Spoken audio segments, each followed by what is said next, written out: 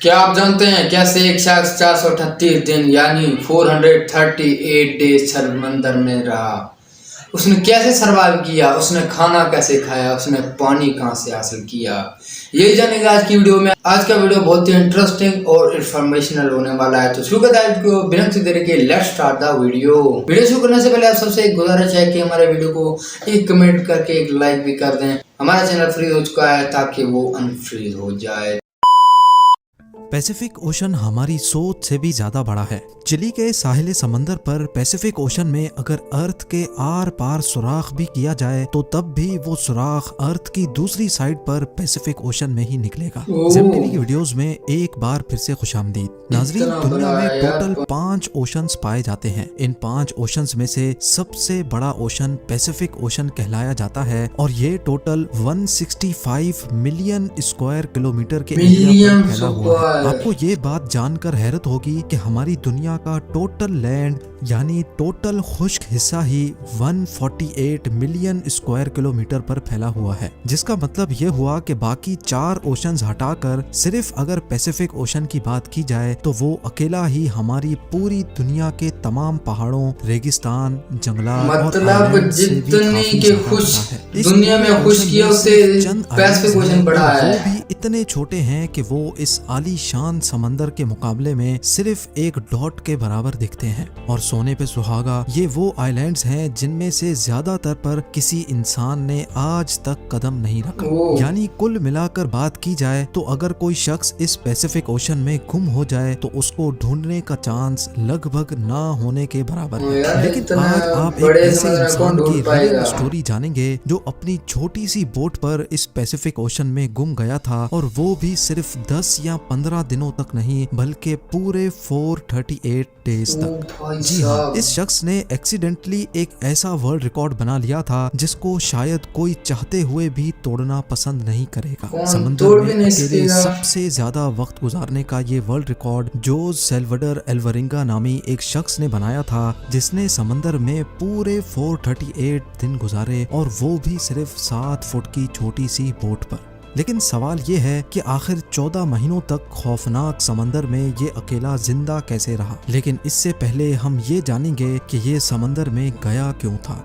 ये बात है 2012 की, जब मेक्सिको के एक छोटे गांव कोस्टा एजुल में जोज एल्वरिंगा नामी ये शख्स रहता था। जोज उस वक्त 36 साल का था और ये एक एक्सपर्ट मछेरा भी हुआ करता था। 17 नवंबर 2012 वाले दिन जोज अपने एक साथी के साथ फिशिंग के लिए अपनी छोटी बोट पर रवाना हुआ। इनका प्लान था कि वो समंदर में सिर्फ 30 घंटे गुजारेंगे। इसी वजह से इनकी छोटी सी बोट पर कुछ ज्यादा सामान भी नहीं था। इस 7 फुट की बोट में सिर्फ एक इंजन और एक रेफ्रिजरेटर था जिसमें वो मछलियां स्टोर करते थे। अपने साथ सिर्फ एक दिन का खाना पीना लेकर जाने वाले जोज को ये कहाँ मालूम था कि उसके अगले 438 दिन उसकी जिंदगी के बदतरीन दिन होने वाले हैं। वो मेक्सिको के साहिल से 120 किलोमीटर दूर गए और अपना जाल समंदर में बिछा दिया। लेकिन उसी वक्त एक खौफनाक समंदरी तूफान वहां आ पहुंचा। अपनी जान बचाने के लिए वो मछली के जाल को वहीं छोड़कर वापस साहिल की तरफ उल्टे पांव भागे।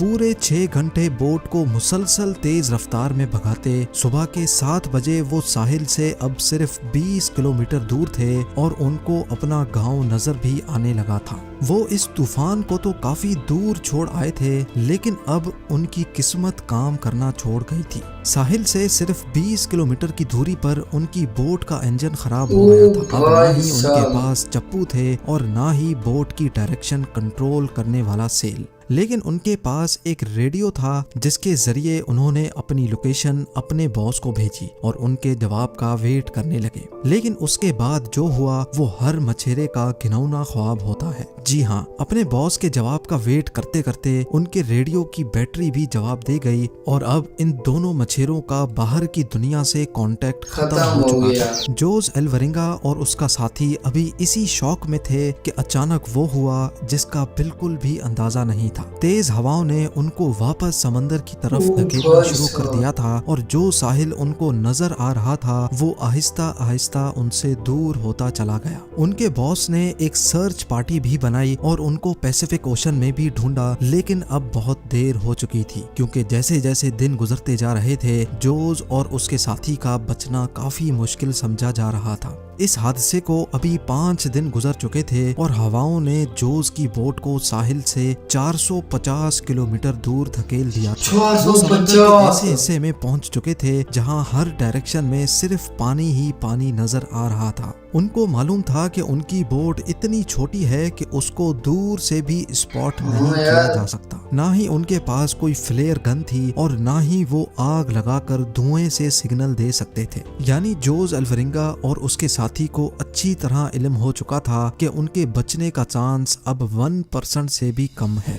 जो खाना पीना वो साथ लाए थे वो पहले ही खत्म हो चुका था, इसीलिए अब पेट भरने के लिए उन्होंने अपने हाथों से ही उन परिंदों को पकड़ना शुरू कर दिया जो उनकी बोट पर आकर बैठते थे या फिर बोट के आसपास मौजूद मछलियों को पकड़कर कच्चा खाने लगे। समंदर का खारा पानी पीने से इंसान की मौत हो सकती है, इसी वजह से उन्होंने बारिश का पानी समंदर में तैरने वाली प्लास्टिक बॉटल्स में जमा करके पीना शुरू किया। लेकिन जब बारिश कई दिनों तक नहीं पड़ती थी तब वो अपनी प्यास बुझाने के लिए मछलियों और टर्टल्स का खून पीते थे, और वो भी तब जब वो उनको पकड़ने में कामयाब होते थे।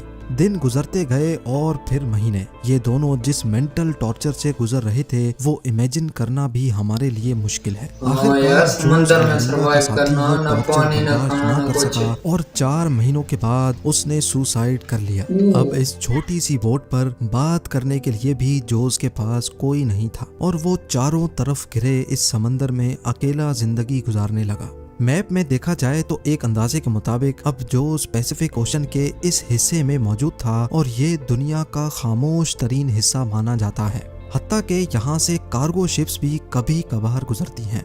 मेक्सिको के साहिल को छोड़े 6 महीनों से भी ज्यादा हो चुके थे और इस दौरान जोज ने अपने साथी को भी खो दिया था। इसी वजह से वो काफी ज्यादा फ्रस्ट्रेटेड भी हो चुका था। एक दिन जोज को साथी ने भी कमाल के 4 महीने जिंदा रहा दिखाई दी। पिछले 6 महीनों में वो पहली शिप देख रहा था और ये मंजर देखते ही उसकी जिंदा रहने की उम्मीद वापस से जागने लगी। जोज ने कार्गो शिप की तरफ हर तरह के इशारे किए, लेकिन बदकिस्मती से शिप के क्रू को ये छोटी सी बोट नजर नहीं आई और देखते ही देखते उसकी जिंदा रहने की उम्मीदों पर एक बार फिर से पानी फिर गया। इमेजिन करें कि समंदर के बीचों बीच एक एक दिन मौत से लड़ने के बाद जब आखिरकार जान बचाने का आसरा मिले और वो भी इग्नोर करके चला जाए तो कैसा लगेगा। 11 महीनों के बाद जोज अपनी इस छोटी सी बोट पर 8000 किलोमीटर ट्रेवल कर चुका था। उसके कपड़े भी फट चुके थे और उसके पास खुद को सनलाइट से बचाने के लिए सिर्फ एक अंडर वेस्ट बची थी। आखिरकार वो घड़ी आ ही गई जब किस्मत जोज पर मेहरबान हो गई। 30 जनवरी 2014 को यानी पूरे 14 महीनों के बाद जोज ने आसपास पानी में नारियल तैरते देखे। वो समझ गया था कि कोई आइलैंड करीब आ चुका है जहां लगे नारियल दरख्तों से टूटकर पानी में तैर रहे हैं। थोड़ी देर बाद उसको वाकई एक आइलैंड नजर आ गया। उसको डर था कि ये आइलैंड भी कहीं इससे मिस ना हो जाए, इसी वजह से वो पानी में कूद गया और स्विम करके आइलैंड पर पहुंच गया। पिछले 14 महीनों में जोज ने पहली बार किसी जमीन पर कदम रखा था और जब वो आइलैंड पर पहुंचा तो उसको एक छोटा बीच हाउस दिखाई दिया जिसमें वहां का लोकल मौजूद था। पिछले 438 डेज में जोज का पहली बार किसी और इंसान से कांटेक्ट हुआ था। ये आइलैंड मार्शल आइलैंड्स का एक रिमोट आइलैंड था जिसको इबॉन एटोल कहा जाता है और ये आइलैंड जोज के स्टार्टिंग पॉइंट से 11,000 किलोमीटर दूर है। ये भी जोज की किस्मत थी कि वो समंदर में एक छोटे डॉट जितने आइलैंड के करीब पहुंच गया था, वरना अगर जोज से ये आइलैंड भी मिस हो जाता तो अगला स्टॉप इसका फिलीपींस में होता जो इस आइलैंड से भी 5,000 किलोमीटर मजीद दूर है। वहां से जोज को वापस अपने घर भेजा गया जहां पहुंचते ही एक और मुसीबत ने उसको घेर लिया। जी हाँ, वापस पहुंचने पर जोज ने 438 डेज के नाम से एक बुक पब्लिश की, लेकिन जोज पर अपने साथी को मारने का इल्जाम लगाकर उस पर केस कर दिया गया। वही साथी जिसने जोश के मुताबिक सुसाइड किया था। उम्मीद है जेम टीवी की ये वीडियो भी आप लोग भरपूर लाइक और शेयर करेंगे। आप लोगों के प्यार भरे कमेंट्स का बेहद शुक्रिया। ये कि जिसे अल्लाह रखे उसे कौन छके। तो ये थी आज की वीडियो। उम्मीद है वीडियो पसंद आई। वीडियो पसंद है चैनल सब्सक्राइब कर। मिलते हैं अगले वीडियो में, तब तक के लिए टेक केयर, बाय बाय, अल्लाह हाफिज।